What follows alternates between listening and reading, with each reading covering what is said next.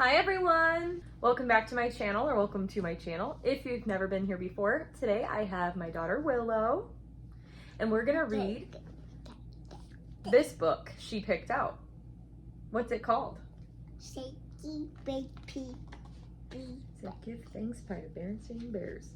Disney President Bird. By the Berenstain Bears. All right. Yeah. Mama's gonna read a book Yeah. for all of you and for my Willow. Yeah. Are you ready? Uh-huh. It was autumn in Bear Country, and the sights and the sounds of the season were all around. The leaves on the trees were turning orange, red, and gold. There was a nip in the air, and the sky was a brilliant blue.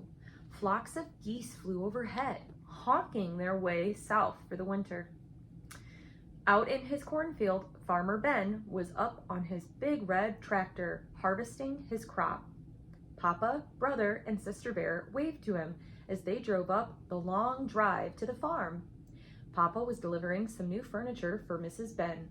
It was a fine new kitchen table and chairs. Ben climbed down from his tractor and went to meet them at the farmhouse. Papa and the cubs unloaded the table and chairs and carried them inside. Mrs. Ben was pleased. "My, don't they look nice?" she said. "It brightens the place up a bit. They do make my curtains look a mite shabby, though. I guess it's time I made some new ones." "Thank you, Papa Bear," said Ben, shaking hands. "A job well done. Now about our little deal." The cubs wondered what deal Ben was talking about. "I told you that you could have the pick of my produce in payment for the furniture," said Ben. "That's right, Ben," said Papa as he nodded. "I was thinking of a few cases of your extra special grade A apple blossom honey." Papa licked his lips just thinking about all that delicious honey. "That's fine," agreed Ben. "You're welcome to it, and I have something else behind the barn you might have an interest in." "Meet Plymouth," said Ben, "my tom turkey. Isn't he a beaut?" Plymouth was, indeed, a magnificent bird. He was enormous, with a huge fan tail and glowing colors of black, red, and gold.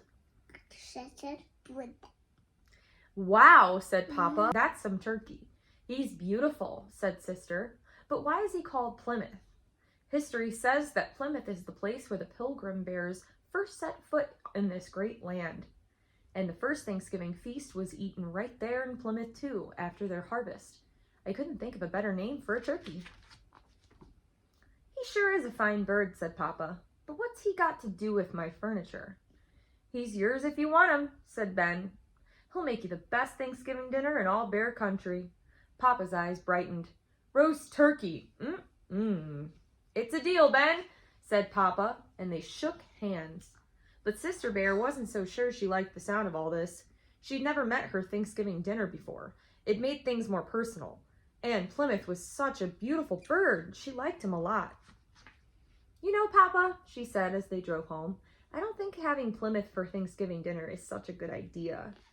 I think he'd make a nice pet." "A pet? Who ever heard of a turkey for a pet?" "Well, why not?" asked Sister. "Lots of cubs have unusual pets. Barry Bruin has a raccoon, Lizzie Bruin has a goat, and Too Tall Grizzly has a snake. Why couldn't I have a turkey?" "Turkeys just don't make good pets, and that's all there is to it." But Sister still didn't like the idea of Plymouth being a Thanksgiving dinner.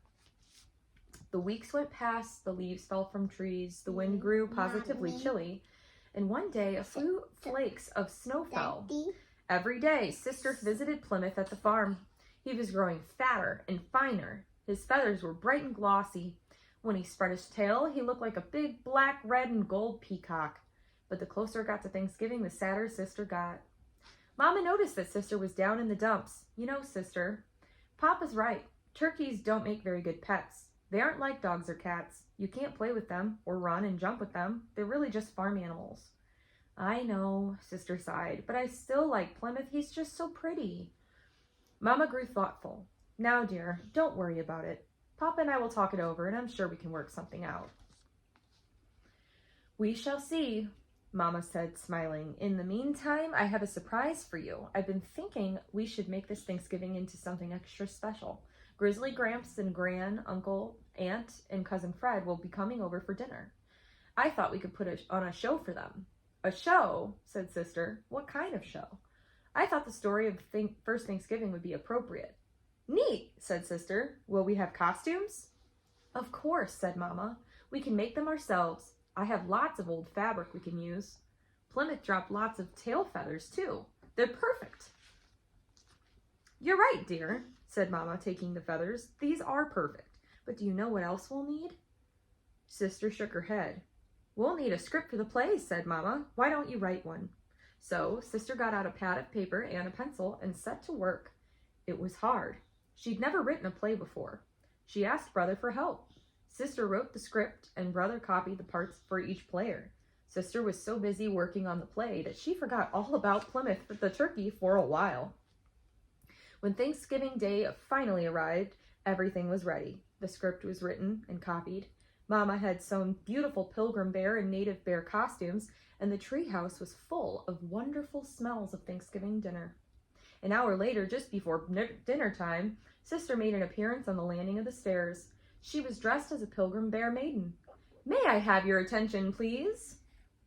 She called. The grown-ups all turned toward her.